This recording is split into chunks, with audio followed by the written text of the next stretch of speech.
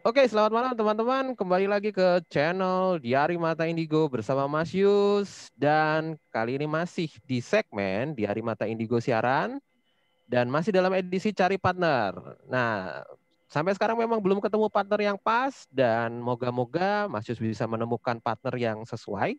Yang bisa menemani Mas Yus untuk menemani mengisi segmen-segmen yang ada berikutnya. Dan siapa tahu bintang-bintang tamu yang kemarin sudah diundang itu juga bisa menjadi partner Mas Yus dan menjadi narasumber untuk mengisi segmen-segmen berikutnya. Nah, malam ini Mas Yus kedatangan narasumber yang juga sangat bertalenta. Dia juga sudah cukup dikenal di kalangan para grup Indigo dan tidak hanya di grup Indigo saja tapi juga cukup dikenal di kalangan dunia supranatural gitu. Nah, namanya adalah Nindi. Mungkin kalau nanti teman-teman mau kenalan, kita akan coba gali sebenarnya apa sih cerita atau pengalaman-pengalaman Nindi yang mungkin sudah pernah dia alami, yang mungkin dia bisa sharingkan di sini. Mas Yus mau sapa dulu. Selamat malam Nindi, apa kabar? Malam semua, Oke, malam kayu. halo. Oke, terima kasih Nindi sudah hadir menemani Mas Yus malam ini. Malam ini Mas Yus dan Nindi mau ngobrolin tentang generasi baru Indigo. Nah, apa itu generasi baru Indigo? Ternyata memang Indigo itu ternyata untuk di masa-masa sekarang ini sudah melahirkan generasi-generasi baru dan banyak istilah-istilah seperti rainbow, tapi bukan rainbow cake ya. Ada kristal, kemudian ada starseed. Nah, itu nanti masing-masing ada bedanya. Nah, malam ini Mas Yus mau ngobrolin hal itu dengan Nindi. Nindi, aku tuh kemarin tertarik banget waktu kita ngobrol-ngobrol. Aku juga sempat lihat sharing Nindi waktu awareness kayak gitu, itu menarik sekali. Nah, aku boleh tahu nggak? Mungkin teman-teman di sini juga kepo gitu. Kira-kira kenapa sih Nindi itu merasa bahwa Nindi itu berbeda dengan banyak orang pada umumnya, baik dari segi pemikiran, baik dari segi mungkin ya segala sesuatunya lah. Itu mulai dirasain kapan sih kalau misalnya boleh tahu?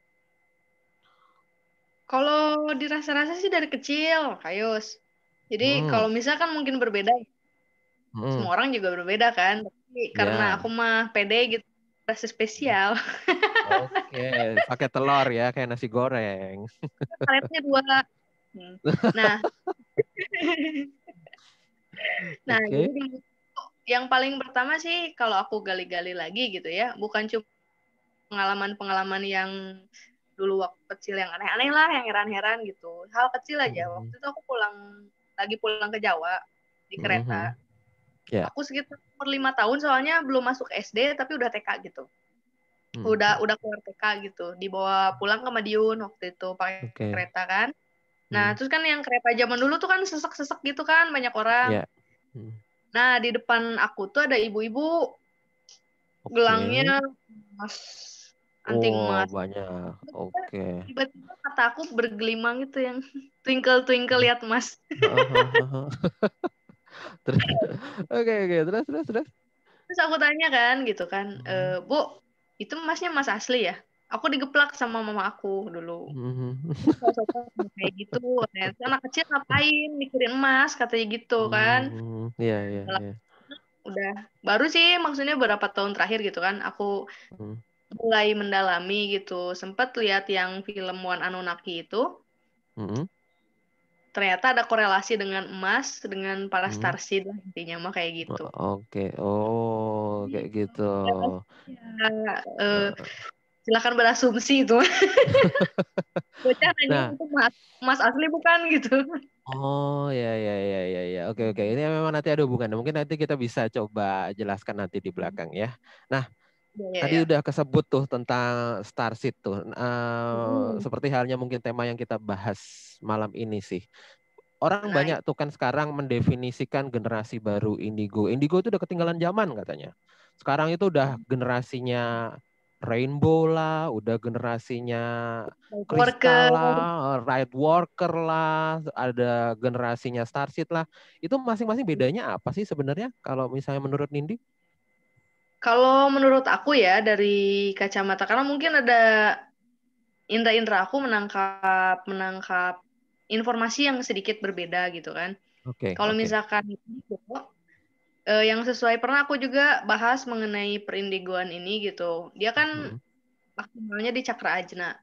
Kalau Oke. setahu aku, sepenglihatan aku, kalau kristal biasanya ramah kotanya dia yang lebih bright, yang lebih Oke. maksimal fungsi kerjanya.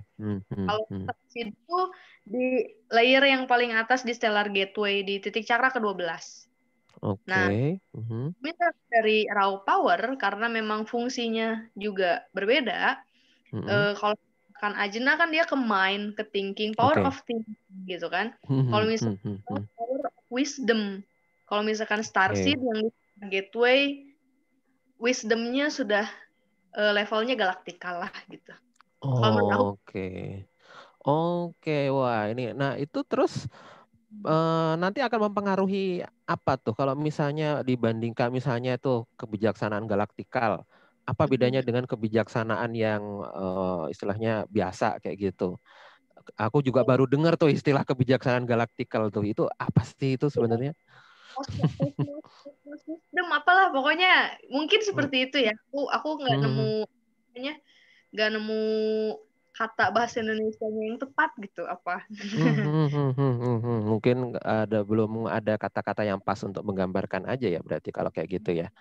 Eh, ad- ada hubungannya sama ada hubungannya sama alien nggak sih kalau kayak gitu itu? Kalau berhubungan sama alien karena Stellar Gateway judulnya juga kan Hmm, interstellar, jadi maksudnya antar antar galaksi yang semesta raya dia bisa terkoneksi gitu karena ya maksimalnya hmm, dia kemampuannya di situ gitu. Kalau menurut aku sih hmm, hmm, hmm. Ya, ini ya, mau ya. sedikit ya kayak ya Ya, conspiration boleh, dikit. boleh, boleh. Nggak apa-apa. Silakan, silakan. Malah menarik itu konspirasi. Iya, mengenai dunia peralienan gitu kan. Heeh. Pada dasarnya otak manusia tidak bisa menciptakan sesuatu yang belum pernah dilihat.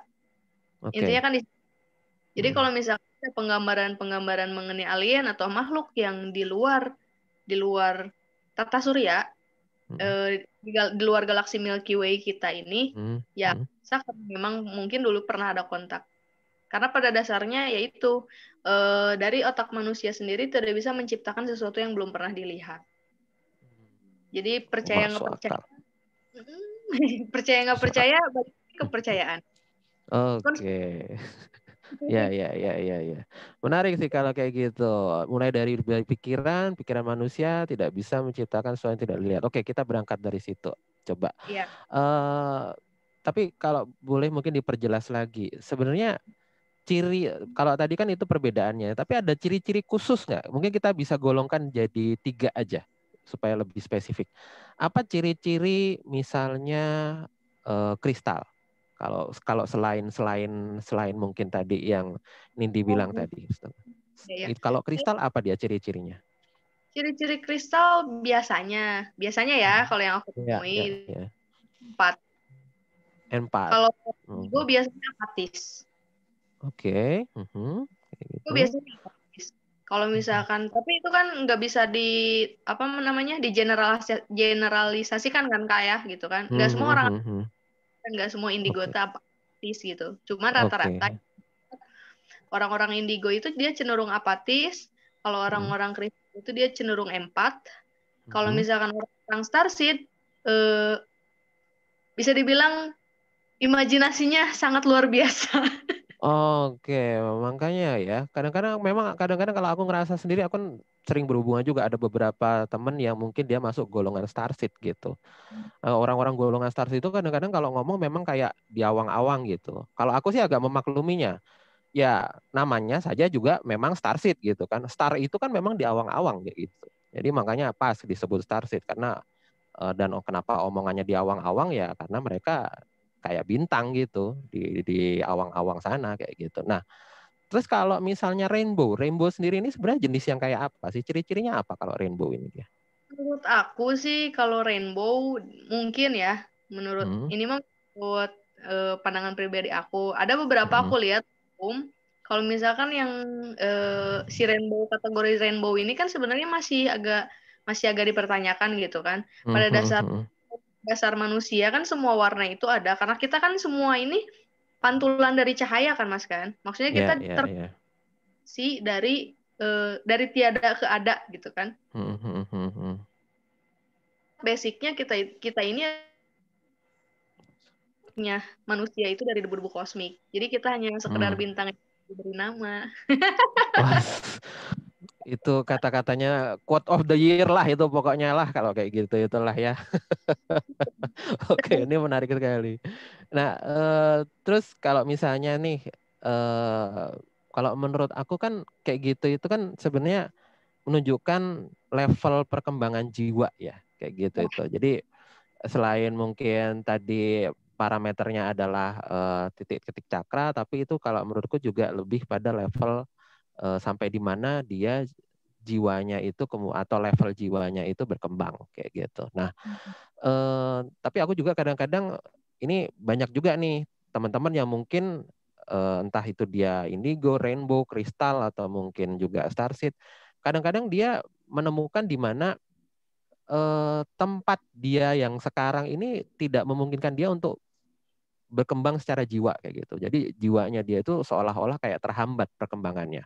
Kalau menurut Nindi apa yang mereka harus lakukan supaya jiwa mereka bisa berkembang sebagaimana mestinya kayak gitu? Yang pertama jangan kaget. Itu yang pasti jangan kaget. Karena kan kaget, shock, panik gitu kan. Itu kehilangan kejerihan berpikir gitu kan. Terus juga paling penting perlu disadari adalah mau berasal dari manapun jiwanya, tubuh yang sekarang dipakai itu adalah tubuh manusia yang hakikatnya nyatanya ada di dimensi ketiga gitu. Jadi setiap naik ke dimensi, jangan dulu ngomongin dimensi kelima, dimensi dan seterusnya sampai dimensi tiganya aja dulu kita sesuaikan, kita adaptasi plane yang sudah dikasih gitu, pesawatnya lah dikasih, sesuaikan dulu, harus disadari itu. Mau nggak mau tetap harus dijalani gitu, tetap harus belajar juga. Karena kan kalau misalkan masuk ke misi jiwa gitu ya kayak yang utama apa sih gitu, apa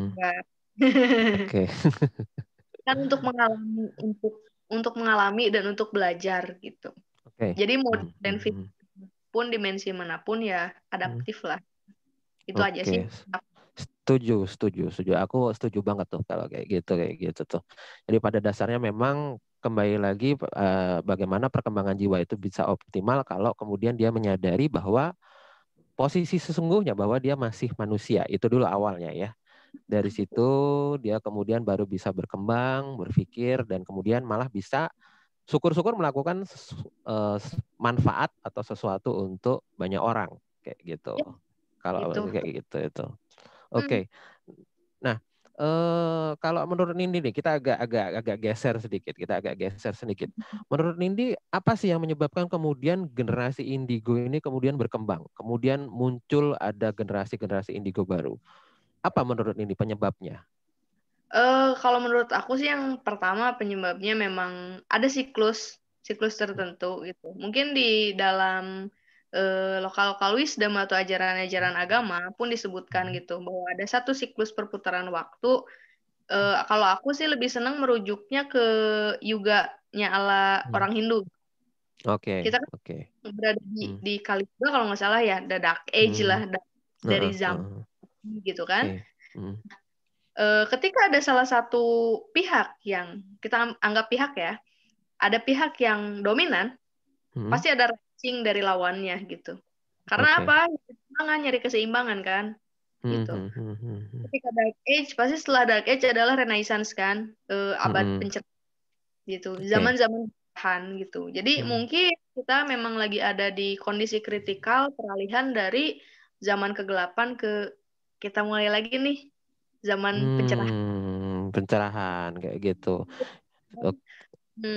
Kurasa sih begitu. Kurasa ya, Kak. Ya, masuk akal karena memang sekarang kan banyak orang juga katanya juga merasakan adanya perkembangan atau bisa dibilang kebangkitan spiritual atau spiritual awakening secara massal. Katanya sih seperti itu. Mungkin ada hubungannya juga kayak gitu dengan penjelasan dari Nindi tadi. Kalau kemudian aku kalau misalnya mau coba gali lagi ya kayak gitu. Sebenarnya kan kalau baik itu entah itu kalau entah rainbow, entah itu kristal, entah itu starseed, sebenarnya mereka itu tujuannya bisa dibilang sama atau memang mereka punya tujuan yang berbeda-beda sebenarnya dengan definisi atau gelar yang mereka punya itu. Kalau aku rasa untuk tujuannya hidup manusia sih sebenarnya sama-sama aja semuanya kan.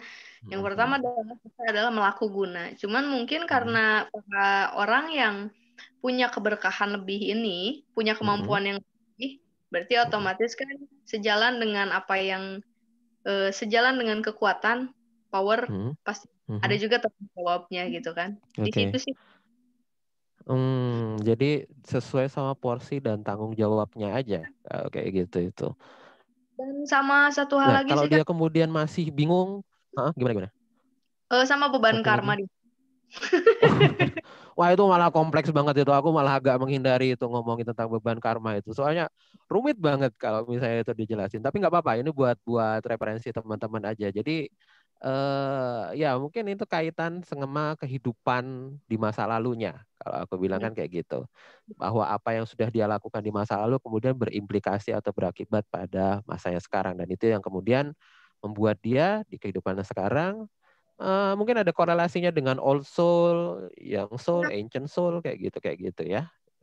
Ini juga jadi membuat bahwa dia terlahir menjadi generasi yang dalam tanda kutip spesial itu tadi. Nah, kadang-kadang kan memang nggak tahu banyak orang kemudian muncul asumsi kayak gitu. Oh, aku mengalami pengalaman-pengalaman seperti ini, maka aku sebenarnya termasuk kristal. Aku mendapatkan pengalaman-pengalaman seperti ini, lalu aku termasuk starseed. Nah, kalau menurut Nindi, mungkin yang udah pernah ngalamin kayak gitu ya. Bagaimana kemudian supaya tidak bingung, supaya kemudian tidak terbawa dalam suasana hati yang entah mungkin khawatir, gelisah dan lain sebagainya, atau mungkin menjadi tanpa acuan, tanpa tujuan gitu untuk kemudian kehilangan arah. Aku ini sebenarnya apa sih? Aku ini sebenarnya termasuk yang mana sih kayak gitu? Itu gimana tuh? Ada nggak? Ada mungkin tips atau mungkin dari pengalamannya Nindi bagaimana supaya bisa kemudian mendefinisikan aku ini termasuk golongan ini. Oh, aku ini termasuk golongan ini.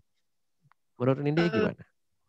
Kalau menurut aku sih pijakan dasar dari jalan spiritual mau di kita punya kemampuan apapun. Aku rasa sih di 3 pertanyaan esensi dasar sebagai seorang manusia, bahwa siapa saya, dari mana saya berasal, di sini mau ngapain, nanti pulang, gitu kan. Pertanyaan-pertanyaan mengenai penggalian jati diri. Jadi jangan dulu lihat keluar, tapi dalamnya dulu kita tanya. Nah, di situ kita bisa kita ketemukan biasanya misi jiwa yang disebut misi jiwa, Kak. Nah, tuh setelah tahu misi jiwa, tahu kemampuan kita ya maksimalkanlah di situ gitu. Nggak usah dulu kemana-mana. Sama satu hal sih Kak, jangan terpatok sama label. Walaupun aku ya aku suka bercanda nih kan ya gitu kan. Ini lu indie, aku alien.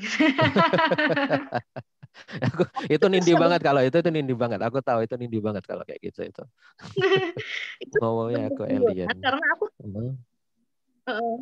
tidak mau melabeli diri aku sebagai seorang indigo, seorang kristal, starseed, empat ataupun yang lain gitu. Terus aku memberi kehormatan terhadap diri aku sendiri, terhadap kemampuan aku bahwa ini loh aku pengen disebut kanjeng misalnya. Misalnya seperti itu. Ya, karena Kak gini loh, banyak orang yang terlalu terpaku label luar, terus terpaku ada input, dapurnya nggak dibentuk, akhirnya outputnya berat. Itu yang agak ngeri sih sebenarnya. Orang-orang yang khusus itu harusnya mungkin kata aku lebih diarahkannya pencarian dulu ke dalam sebelum keluar. Supaya apa? Ketika ada inputan lagi, outputnya jelas. Di situ sih kalau aku. Oh iya. Oke, jawaban yang sangat bijak, sangat bagus sekali. Dan kalau saya guru, saya kasih nilai 100 ya. Kayak gitu. Memang kadang-kadang aku juga banyak, kalau aku boleh sharing juga gini nih. Kadang-kadang banyak orang yang aku bilang kaum bingung kayak gitu, kaum galau dan bingung kayak gitu.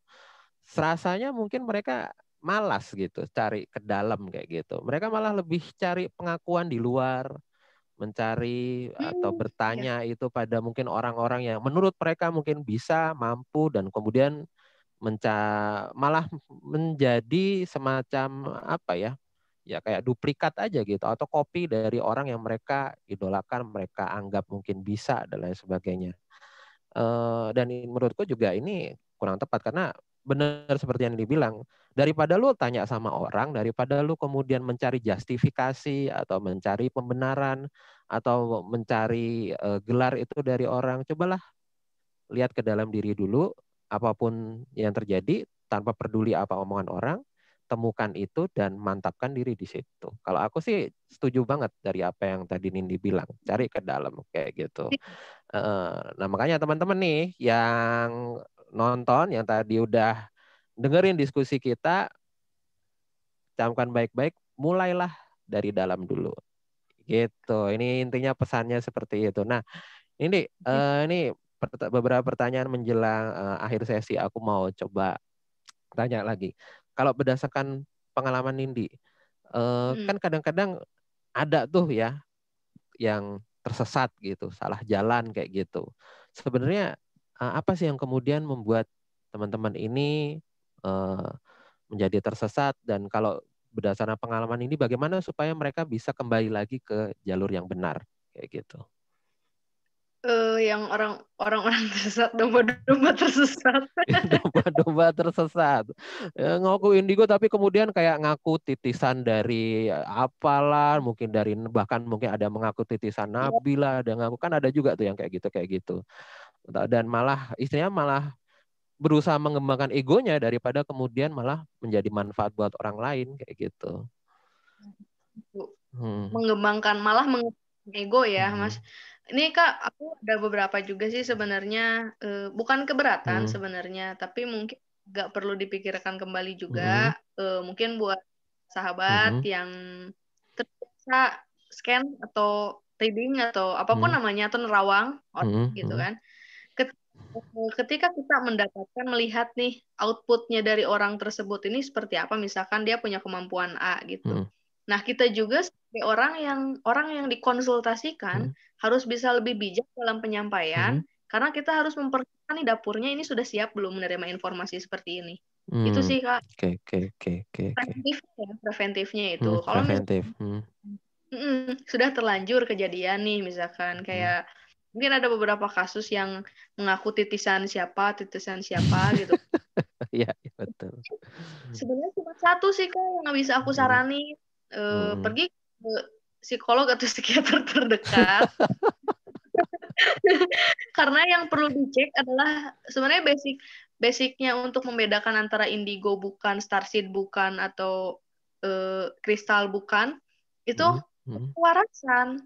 Karena kalau misalkan memang kemampuan seperti itu dan dia tidak waras, ada kemungkinan itu hanya halusinasi atau bahkan mungkin skizofrenia gitu kan. Jadi dipastikan dulu sebenarnya innernya sehat gak, secara psikologi sehat tidak gitu kan. Tapi kalau ada beberapa kasus yang karena kemampuannya dia tidak dapat tersalurkan, tidak ada outlet buat mengeluarkan apa yang dia bisa, dia jadi stres sendiri, ada juga.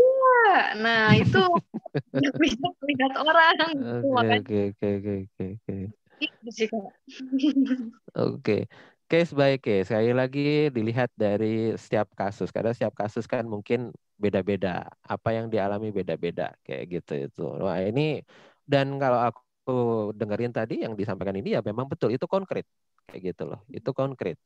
Bagaimana kemudian kita bisa mendapatkan keyakinan diri itu justru bahwa ketika kita merasa bahwa kita sebenarnya masih dalam level waras. Itu dia. Nah, kalau misalnya dalam level waras, harusnya kita masih bisa diterima pendapat kita, omongan kita, itu masih bisa diterima oleh orang lain.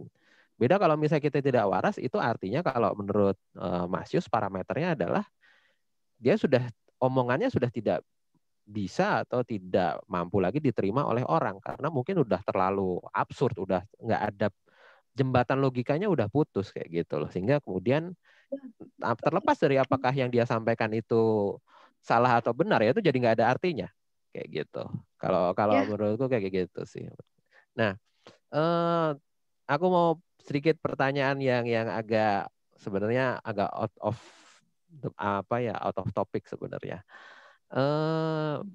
Mungkin buat teman-teman yang skeptis dengan yang namanya alien. Kalau misalnya saya bertanya pada Nindi, alien itu ada nggak sih? Apa jawaban Nindi? aku jawab sakral ya. Pakai otoritas sakral ya. Silakan, silakan. Oke, apa dasarnya kalau iya, apa dasarnya kalau enggak? Silakan. Sebenarnya kan prinsip sih kalau dari bahasanya ya Kak ya, Mhm. alien itu kan yang di luar kita gitu kan. Bahkan Mhm. pun buat orang Jawa itu alien loh. Jadi Oke. alien yang kayak gimana dulu nih? Oke, orang alien mungkin ya sesuai sama persepsi orang, deskripsi orang kebanyakan Ekstra. alien mungkin ekstraterestrial, makhluk luar angkasa, makhluk yang ada di luar bumi sana, mungkin kayak gitu. Satu sih dari manuskrip-manuskrip yang tertinggal dari leluhur sudah ada Mhm. bahwa kita ini hanya Oke. gitu kan. Ada Mhm. indikasi bahwa aslinya manusia itu aslinya memang bukan dari bumi, makanya muncullah tales tales atau kisah-kisah rakyat yang akhirnya dibakukan biasanya dalam ajaran agama seperti Adam Mhm. dan Hawa turun dari surga Mhm. atau turunan para dewa gitu kan. Mhm. Manuskrip-manuskrip yang ditulis oleh leluhur itu menurut aku bisa dijadikan satu bahan bahan tambahan sudut pandang yang lain bahwa kemungkinan besar memang ada. Lalu Oke. di apa namanya peninggalan-peninggalan sejarah di artefak-artefak juga kan ada beberapa peninggalan yang menggambarkan makhluk-makhluk yang berbeda gitu. Balikin Mhm. lagi ke bahwa manusia bisa menciptakan apa yang sebelumnya mereka belum pernah lihat, Mhm. ya berarti Nah, berarti kesimpulannya berarti ya itu gitu kan ya. kalau itu dari sudut pandang aku. Tapi kalau Hmm. misalkan untuk kalau dibalik lagi ke ranah kepercayaan kan ya itu mah terserah nafsi-nafsi gitu. Silahkan mau percaya Hmm. silahkan, tidak pun ya silahkan. Toh juga kalau Oke. misalkan mau diperdebatkan yang perlu dipertanyakan kembali satu manfaatnya apa untuk kehidupan manusia. Oke. Ya. Ya, ya, ya, ya. Manfaatnya apa? Karena kan juga yang namanya alien sendiri kan ya itu sudah jadi bagian dari pop culture juga gitu loh. Ada cerita-cerita kayak Star Wars, ada cerita-cerita kayak ya film-film Hollywood sana sebut saja apalah kayak gitu ya, Independence Day, Predator, Alien, Xenomorph apa dan sebagainya. Itu kan penggambaran-penggambaran alien yang seperti tadi Nindi bilang tidak mungkin manusia bisa menciptakan image atau bentuk sesuatu yang belum pernah dilihat sebelumnya kayak gitu. Ya mungkin bisa jadi itu benar kayak gitu. Eh, Kalau mungkin aku punya pertanyaan yang sedikit nakal untuk Nindi ya. Boleh, boleh, boleh. Oke, sebagai mungkin orang yang agak berbeda dengan orang kebanyakan atau entah apalah itu indigo kah, kristal kah, sarsir kah. Apakah Oh Nindi iya. pernah melakukan channeling dengan alien? Channeling dan alien ini aku mau cerita sempat sih kejadian waktu itu aku baru pulang dari Bali. Hmm. Sekitar akhir-akhir 2013. Hmm. Nah, waktu itu aku baru pulang dari Bali ngekos sendiri gitu kan. Ini encounter ya, tapi aku juga Hmm. harapnya itu hanya lucid dream gitu, itu hanya mimpi. Hmm. Nah, jadi di kamar aku, jendelanya kan jendela jendela yang garis-garis gitu Iya, apa? Kaca betul betul. Ya, oke. gitu.